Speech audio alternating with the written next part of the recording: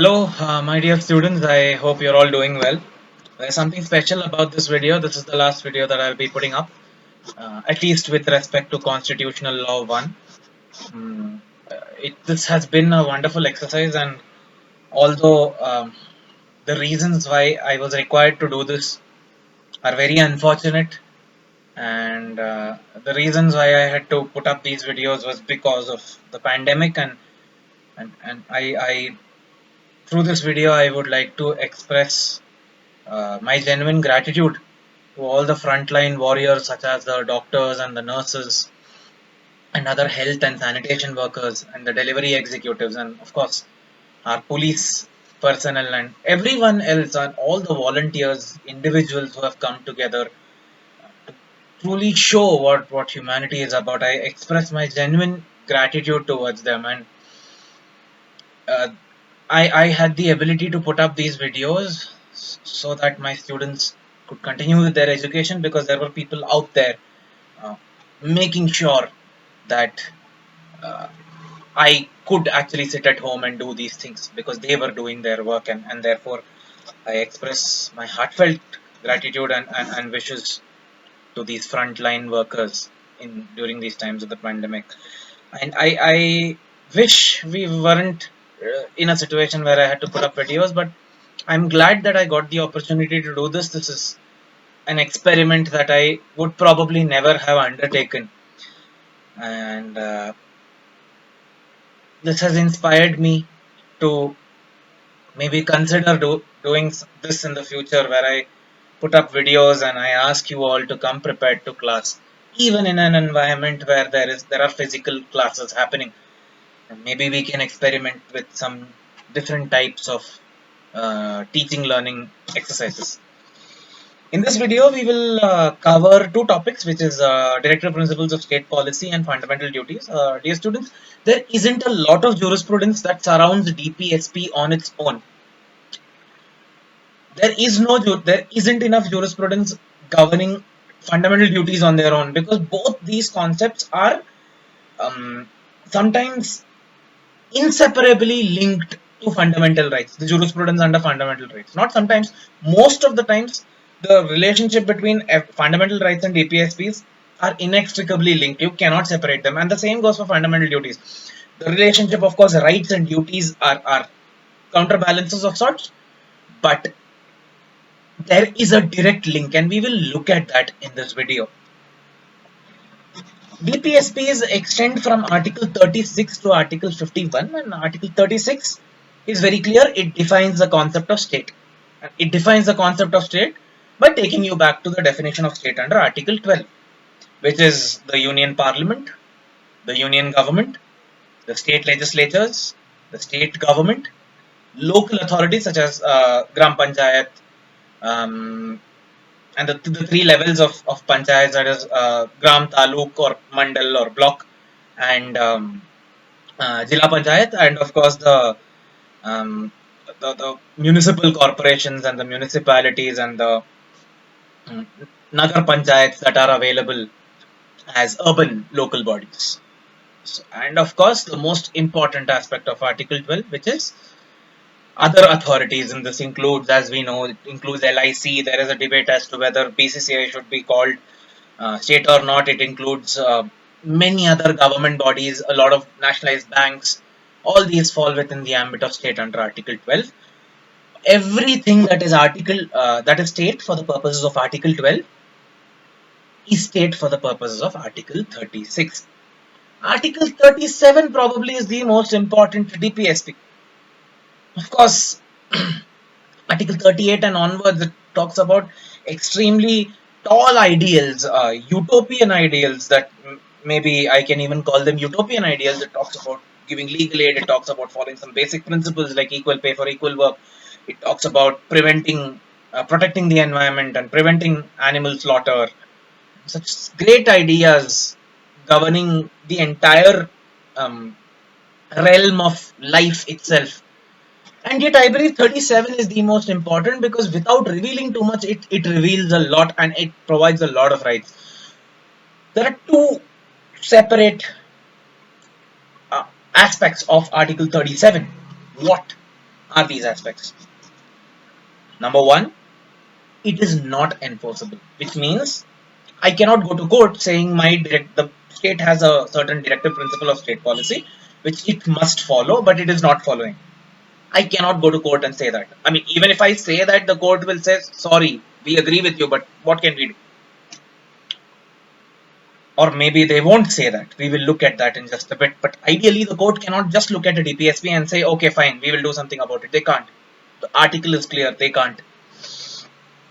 The second one is, it is fundamental to the governance of the country. And this is the catch.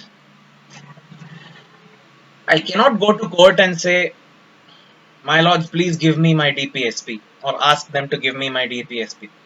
The court cannot say, government, legislature, please give them their DPSPs. The court cannot say that. But the court can, however, come down really hard for on the state if they don't follow the DPSPs. The court cannot pass an order saying follow this, but the court can most definitely pass an order that criticizes the lack of application. It is fundamental to the governance. You cannot use it as an excuse. You cannot say that it is not justiciable and use that as an excuse to not give people their rights. That you cannot do. I mean, look at the beautiful way in which this article has been constructed. They are not justiciable, and nevertheless, they are fundamental to the governance. This conveys that these are ideas. This is where we want to be. Little bit of history. A lot of these rights that we know today as DPSP, a lot of these principles that we call DPSP, were in some countries back in 1947 to 1950. Back then itself, in some countries, they were fundamental rights. However, India was a very poor country, and the entire country of India, I think, had just about 100-150 crores. I mean, 100-150 crores is the amount of money that it costs to host an IPL. Not even that. I mean, not even for 100-150 crores, you cannot even host IPL, in fact. But back then, the entire country had just that amount, and that amount also was split between India and Pakistan. That's the maximum amount of money we had. And therefore, it was not possible to give out a lot of these rights. The fathers of our country, the founding fathers of our country, the founding fathers of our constitution wanted to give all these rights as fundamental rights, but they knew the practical realities. So there were one set of people who said there is no need for DPSP, everything should be a fundamental right, put it in part 3. And there were some others who said no, it's a good idea to put it in part 4. Why should you put it in part 4? Because sometimes it is not healthy for us to say that we will give it as a fundamental right and then keep violating, saying we don't have the condition. So let us try to give it to the people, but at the same time, let us not give it as a right. Let us make it an ideal situation that they can follow potentially. This was the logic. And because this is not enforceable, there has been this constant tussle between DPSPs and fundamental rights. Now, these fundamental rights are a lot of civil liberties. They're your civil rights. However, these DPSPs convey a lot of social, economic, and political rights. These are guiding principles that ensure that, and you see a lot of these DPSPs, you see fundamental rights also, but you see a lot of these DPSPs mentioned in the ICCPR, the International Covenant on Civil and Political Rights. You also see it in ICESCR, International Covenant on Economic Rights, Economic and Social Rights. ICESCR, Economic, Social, and Cultural Rights. You see these in the ICCPR and ICESCR. And the beauty of it is Indian Constitution is from 1950 and earlier, considering the exercise started in 46 and ended in 49. And the ICCPR, ICESCR, which are known as the second generation of human rights, they came up only in the 60s, 66, 67. So India was one or two steps ahead of the world's understanding and world gaining the knowledge that these kinds of rights also need to be given to the people. India was ahead, but you can argue saying India was not ahead because India never gave it as a right. It is a principle that is not enforceable. However, I told you just moment ago that DPSP and fundamental rights, the relationship and their link is something that has been examined time and again, and therefore a lot of these DPSPs today have become enforceable. How? We will come to that. But for that, we go back to the time when DPSPs were not enforceable and were strictly not enforceable. We go back to the case of State of Madras versus Champagam Dorairajan, 1951. So Mrs. Champagam Dorairajan was a student, was a lady who was seeking admission to a medical college. However, there was an order passed by the then Madras government. This order was made in before independence itself. In the 1930s, there was an order where for every 40, a cluster was created using 14 as a parameter. So there were 14 seats, and out of these 14 seats, X number of seats were reserved for the scheduled caste community, X number of seats were reserved for the Brahmin community, X number of seats for the Muslims, X for the Christians, and there were certain number of seats reserved, and 14 was the bunch. So out of 14 seats, this is how it will divide. Then next 14 seats, this is how we will divide. So there was a classification, and for Brahmins, there was just out of every 14 seats, there was just one or two seats for Brahmins. Uh, Champagam Rajan, who was a Brahmin woman, was not able to get admission because of this order. She challenged it. You must remember that reservation was not accepted at that time. Reservation in education was not a principle. We learnt this in Article 15. I take you back to Article 15 when reservation in education was not an acceptable principle. And therefore, what did the court say at that time? That they said that the DPSP is not law, let alone constitutional law. So the Supreme Court took a very narrow view. They looked at Article 37 and they said the fact that DPSP is not enforceable means that DPSP is not a law, let alone constitutional law. It is not even law. And because it is not law, you cannot use the DPSP to infringe upon the fundamental rights. Even if it were law, it is not constitutional law, so it has a different set of standards. You cannot make a law that violates the fundamental rights. Therefore, they struck down this order where reservations were allowed. Of course, then the law changed, the constitution was amended as part of the First Amendment, and reservation was allowed. However, this 1951 decision in Champagam Dorairajan was challenged back then itself, not in the court, but Professor P.K. Tripathi, an extremely great legal luminary, um, on par with another legal luminary, Professor Upendra Bakshi. So, Professor P.K. Tripathi challenged this understanding of the law. He said that it's not possible for us to create a conflict between DPSP and fundamental right. The entire purpose of DPSP is defeated if we make it a fundamental right versus DPSP issue. It is not fundamental right versus DPSP, it is fundamental right and DPSP. And today we know that the scope of Article 21, scope of Article 19, scope of Article 14 has expanded so much that DPSPs are considered to be reasonable grounds upon which fundamental rights can be restricted. And we will come to that in just a moment. That different DPSPs are used as the foundations to justify the reasonableness of some law which infringes or which restricts the operation of the fundamental right. The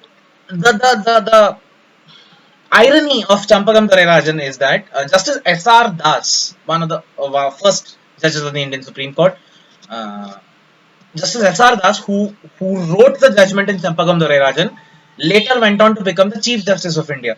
And when he was the Chief Justice of India in 1958, he was the judge in a case called M.H. Qureshi versus State of Bihar. M.H. Qureshi is also more famously known as the cow slaughter case, the Muhammad Hanif Qureshi versus State of Bihar case. cow slaughter case. Here he advocated for something that is known as the doctrine of harmonious construction. What is harmonious construction? It is not harmonium, it is harmonious. Harmony. Harmony is a term associated with music, something that is beautiful, something that has balance. And that's exactly what they mean. Fundamental rights and DPSPs should be balanced. You cannot slaughter a cow because there is a and if a law is made saying that you cannot slaughter a cow, it is justified because the constitution allows the government, allows the state to make a law that prevents cow slaughter. At the same time, cow slaughter should not be prevented in such a way that someone else's rights are affected. It is the duty of the state to make sure that animals are protected. It is also the duty of the state to make sure that the religious rights that everyone enjoys is enjoyed in a balanced and harmonious manner. So the DPSPs and the fundamental rights cannot be opposites. They have to go hand in hand. And in much later, in 1980, of course, in Minerva Mills versus Union of India, when the basic structure doctrine was being discussed, the doctrine of harmonious construction, the doctrine of harmonious and balanced construction between the fundamental rights and the DPSPs was held to be a basic structure. It was an essential feature. You have to make sure that the fundamental rights and the DPSPs go hand in hand. They balance each other. This attempt of harmony and balance, this attempt of achieving the doctrine of the doctrine of harmonious construction, is also used to justify alcohol ban. So sale, purchase, trade in alcohol should ideally be protected under 19(1)(g). But in Article 19(1)(g) and 19(6), we have looked at how general interest of the public is linked to morality, and then that morality is used as a ground to prevent the sale of alcohol. However, there is also a legal principle that is used, which is Article 47. If you please read Article 47, it talks about maintenance of public health and nutrition. It is the state's responsibility to make sure that a certain level of nutrition and a certain standard of public health is always met by the state. Every individual should be meeting that requisite target. Now, if they know, but some person does not want to exercise, will only eat all kinds of junk food, then even then the state cannot wash their hands away from the situation. They have to at least prove to the court tomorrow. If it is questioned, then they have to tell the court that we're putting up advertisements about how unhealthy eating habits and unhealthy lifestyle is bad for you. We've been doing that. When you go to a hospital, there is an awareness program. We are working with resident welfare associations or village panchayats and municipal corporations, and we're trying to create awareness in the minds of the people. At least these things the state should be able to show. And in the same public health and nutrition concept, ban on trade of alcohol and ban on consumption of alcohol is justified. Similarly, we have looked under 19(1)(g), there was a genuine question was raised about the concept of minimum wage. They said that there are some people who don't do the minimum requisite output. They simply come, they sit in one corner, waste their time, go on breaks all the time. Why should I pay them a minimum wage? The government said that the minimum wage, if you don't want to pay them the minimum wage, then you are preventing them from leading a life with dignity. The Supreme Court said this. And this minimum wage was justified under Article 43, which requires the state to make sure that there is a certain living wage that needs to be provided to the people. For every, and this is the rule with the constitution, if there is light, then there is also darkness. I mean, it's not technically darkness or light, but I'm just trying to look at opposites. There is a yin and there is a yang. And similarly, this doctrine of harmonious construction is not always applied uniformly either. In most cases, we look at harmonious construction. Again, in N.M. Thomas reservation case, they spoke about how there must be a balance of interests of all parties. Reservations are important, but it is also important that other parties have access to the same rights. Amidst trying to establish the doctrine of harmonious construction, there have also been cases where harmonious construction was not followed. And that is one example is the judgment in PA Inamdar. In PA Inamdar, it was said that if there is an unaided minority school, what is an unaided minority school? We know minority institution, which we have learned under Articles 29 and 30. So there is a school which is run by a minority community, linguistic or cultural, religious, whatever kind of minority. We are running a school, and that school is not receiving any funding from the government. They're not getting any support from the government. That becomes an unaided minority school. Aid. There is no aid from the government. There is no help from the government. So this unaided minority school cannot be forced to implement the reservation system. And this, a lot of people, and I agree with it. The VN Shukla's Constitution of India also makes a comment on this about how this is an example of inadequate application of the doctrine of harmonious construction. There should have been a balance. They should have tried to balance it, saying don't apply the 50%, the 49.5% reservation, but do something. I mean, try and make sure that there is an integration between all sections of the society. Some kind of balance could have been achieved, maybe. This is something that VN Shukla's Constitution of India textbook also says, and I must mention that VN Shukla's Constitution of India is used as has been used as a guide, has been used as a source of knowledge by the Supreme Court itself. So therefore, I am not bringing up some random opinion. I am genuinely talking about a standard book.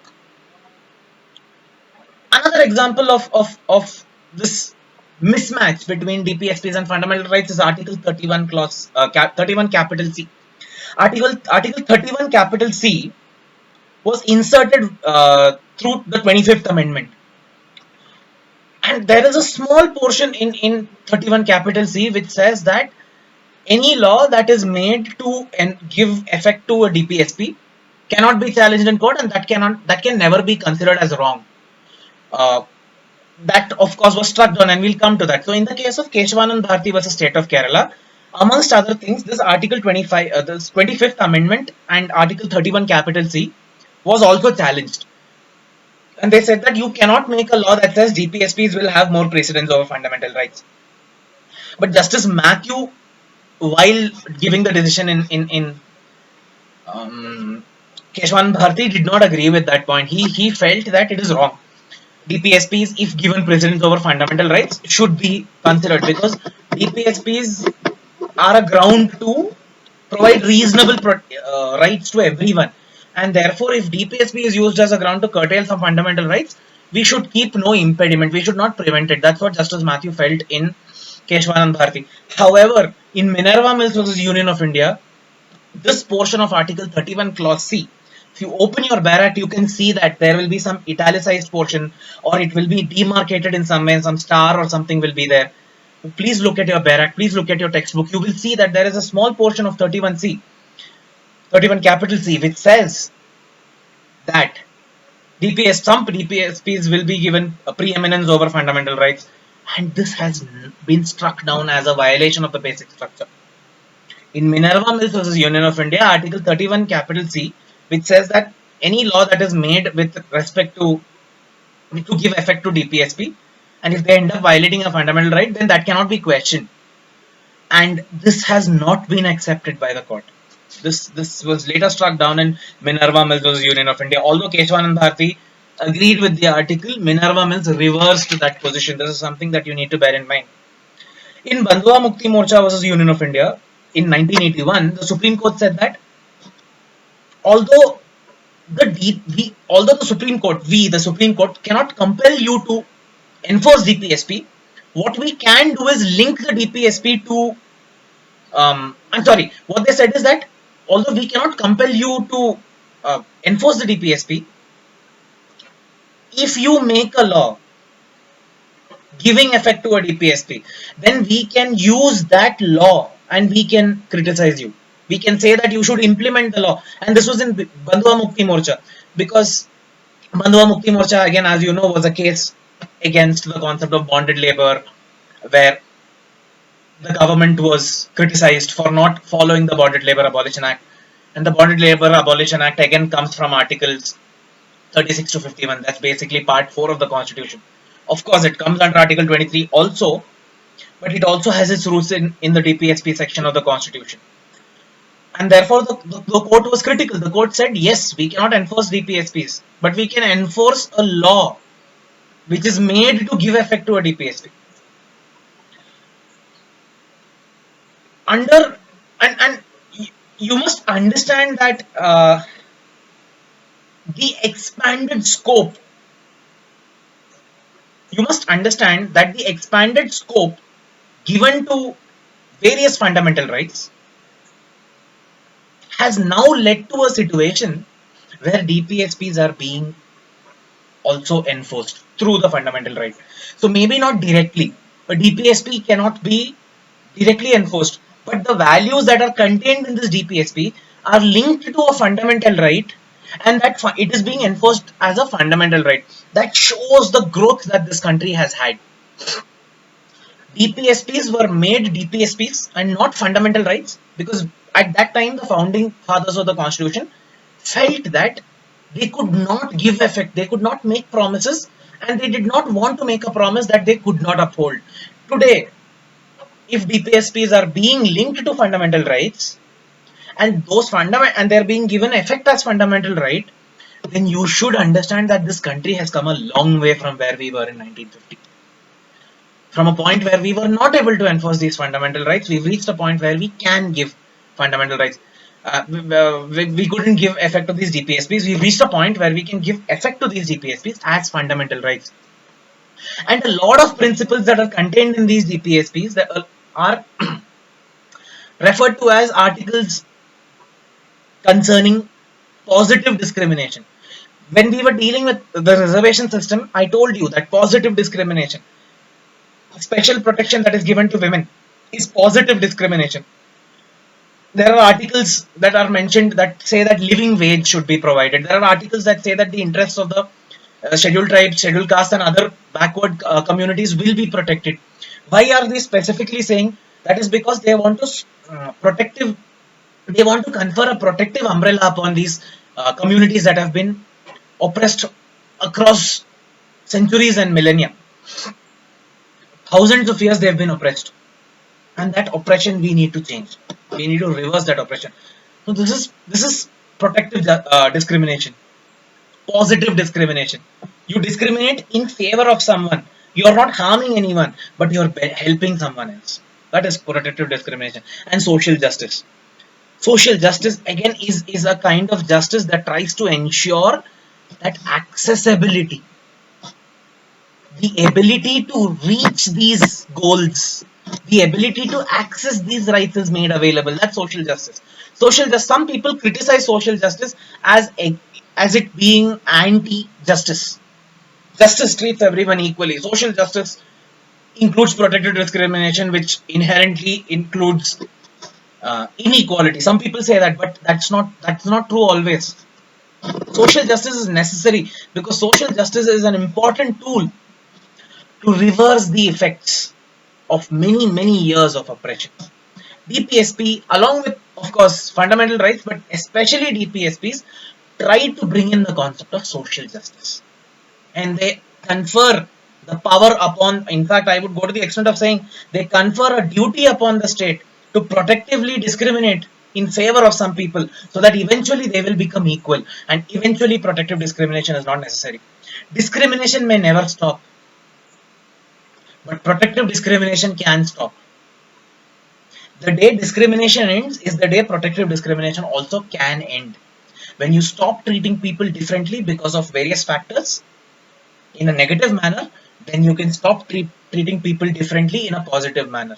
If you don't look down upon a woman, and if you don't feel the need to oppress a woman, and the day a society reaches the point where we don't oppress women, then there will be no need to make laws specially that benefit women. And this applies to all categories of people who have been oppressed. One extremely contentious issue, one extremely important issue that comes up every now and then is Article 44, which talks about the Uniform Civil Code. What is the Uniform Civil Code? In India, we have our family laws are governed by the religion that we are born into. unless of course you choose not to follow it and you choose to follow the religion neutral special marriage act, and subsequently you choose to follow the Indian Succession Act and things like that. But if you don't choose to do that, then the law that applies to you is your religious personal law. Uniform Civil Code says that Uniform Civil Code is a concept where we abolish all these personal laws and we allow people and we bring in a one common umbrella law which governs everyone. That is that's the concept of the UCC. Uh, this was again heavily debated in the Constituent Assembly. Um, KM Munshi feels that KM Munshi was KM Munshi was someone who spoke vastly about the UCC, and if possible, I'd request you to go and read it. Don't let me color your judgments about the UCC. Please go and read KM Munshi's work. Please go and read what speakers before and after him said to the speech. It's available on the internet. Um, but one basis for not having the UCC was this belief that the UCC will lead to tyranny of the majority on the minority.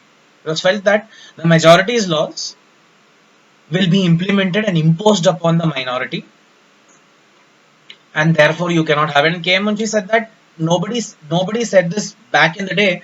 Uh, there were minority communities within religions, and like the Kachi Memons, the Kutch in Gujarat, there was a community of Muslims there known as the Memons, the Kachi Memons. These Kachi Memons used to follow Hindu succession laws, although they were Muslim.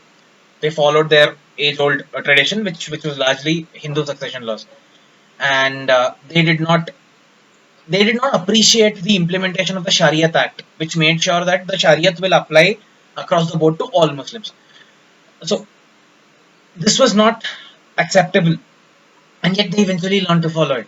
So KM Munshi raised these issues also, and this tyranny of the majority on the minority was a major concern for a lot of leaders. And it was also said that if you don't allow people to follow their religious laws, if you don't allow people to marry, if you don't allow people to uh, divorce, if you don't allow people to distribute their property on the basis of their age-old tradition, it is a violation of their right to religion under Article 25. This is what was said back then.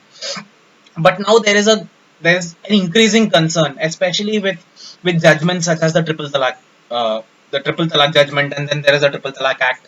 It is said that it is just easier and better to bring in a UCC. I have my opinions, and I think you also should have your opinions about it, which is why I request you to go and read up about it. So the two perspectives were religious rights will not be guaranteed, and majority will impose its views on the minority. However, the alternative is that religious laws are oppressive inherently, and therefore there is a fundamental need to bring in a common law that meets all the principles of the constitution. A lot of these religious laws are thousands of years old, and they cannot fit in with this modern constitution. So we need to change our outlook. I request you to individually read each fundamental right, and you will be able to relate the. Request you to read each DPSP, and I'm sure you will be able to link it with fundamental rights. You will be able to link it to Article 21. You will be able to link it to 23. You will be able to link it to 19, and you will see how a lot of these rights, like Article 39 capital A, for example, the right to legal aid. Legal aid should be provided by the state, but and it's a DPSP. But today we know that it's a fundamental right. It's a fundamental right under Article 21. If legal aid is not provided to someone, and it leads to a conviction, in Suktas versus Union Territory of Arunachal Pradesh, it was said that if someone is not provided adequate legal aid, then that conviction will be cancelled. The person will be acquitted. So legal aid, which was a DPSP, is now a fundamental right. So you should, I hope you read everything individually, and you are able to link it to the fundamental rights. And with this, we come to the last aspect of constitutional law, one which is fundamental duties. Fundamental duties were not a part of India's original constitution, which is why it is a part of Part 4A. It is between Part 4 and Part 5. That is why Part 4A it was only inserted by Mrs. Indira Gandhi's government, 42nd Amendment of 1976. This shows a socialist tilt that the Indian Constitution was making in that period, um, because fundamental duties are extremely common in socialist constitutions. Like you can see this in China's constitution, which is a communist socialist constitution, and these fundamental duties, however, although it is supposed to be an exhibition of how India took a socialist tilt, I am of the opinion that there is nothing socialist about these fundamental duties at all. There are a beautiful bunch of concepts that I believe we can incorporate into our daily life. A lot of people a lot of women especially who've been watching the movie Thappad have been saying that the best thing about the movie Thappad is that a lot of women can relate to it. And the worst thing about the movie Thappad is also that a lot of women can relate to it. It's great that it's such a beautiful movie that it conveys the feelings of so many women, but it is sad that so many women have gone through what is shown in Thappad. Similarly, it is great that we have these fundamental duties, but it is also sad that we have to mention such things in our constitution. It is sad that we have to say that we will give up violence. It is sad that it says that it is my duty to protect the environment. And yet it is great. The fundamental duties ask us to respect women. It tells us that if the country needs our help, we have to go and defend it and we have to protect it. It says that we will respect the ideals of secularism, of independence, things that our founding fathers fought for. We will abide. I mean, the first fundamental duty is to abide by the constitution and to respect its ideals and institutions. B, to cherish and follow the noble ideals which inspired our national struggle: secularism, independence, freedom, fighting against oppression. It's sad that these need to be mentioned, but at the same time, it's great that it is mentioned. It is sad that the constitution has to tell us to respect women, but yet it is great that it tells us, because it is your duty to respect women, and if you don't, then you are in violation of the constitution. And again, fundamental duties cannot. It's broadly understood that it is not enforceable, but yet in Vishaka versus State of Rajasthan, the Supreme Court said that if someone violating their fundamental duty leads to the violation of someone else's fundamental right, that makes it a serious offense. So if you sexually harass a woman at workplace, it leads to the violation of her fundamental right. That's what Vishaka said. It's a violation of her right to life, lead life with dignity under Article 21. It's also a violation of her right to be treated equally, because you are sexually harassing her because she is a woman. So that is the point that Vishaka was trying to say. So you are violating someone's fundamental right. And when you sexually assault a woman or sexually harass a woman, you are also disrespecting the woman. And your fundamental duty, it is your fundamental duty to respect a woman. So you are not only not following your fundamental duty, you are also violating someone's fundamental right, and that makes it all the more serious. In fact, it is written the fundament. It is one of the fundamental duties to not go and deface these monuments. It is your duty to protect the harmony and the culture of India. So when you go and draw a heart on the wall of a monument and write someone loves someone, you are violating your fundamental duty. So it's great that it's mentioned in the constitution, because at least that way maybe we can get people to realize how important some values are. And all these values, if incorporated into our daily life, will only lead to us becoming better people. It says protect the environment, respect women, make sure that children between the ages of 6 and 14 go to school. These are the kind of things that fundamental duties are trying to establish, and I believe that incorporating these values in our daily lives is going to make us better people. And although fundamental duties are largely seen only in socialist constitutions, our fundamental duties need not necessarily be looked at in a socialist perspective. It just asks us to do something. And the absence of fundamental duties were criticized also. It was said that in India we follow the concept of dharma. So, and included within dharma is your karma, your duty. It is your karma which lets you walk on the path of dharma. That is the Indian tradition. That's the belief in India. And it was criticized that in India we've given people rights, but we've forgotten about the concept of duty, which is inherent to um, to the values that we hold dear in India across the board. And mm, eventually in 1976, about 25 years after the constitution, 26 years after the constitution was enforced, we amended the constitution and brought in fundamental duties, and these are some basic values that I think we can all incorporate. It says develop a scientific temperament. It says maintain harmony, and I think we can do that, especially in this era of fake WhatsApp forwards leading to violence, and people standing in the sun and suffering a sunstroke because they thought that it will kill coronavirus. These are the antithesis to scientific temperament. And I think developing scientific temperament and all these fundamental duties are as relevant today as they were back in 1976.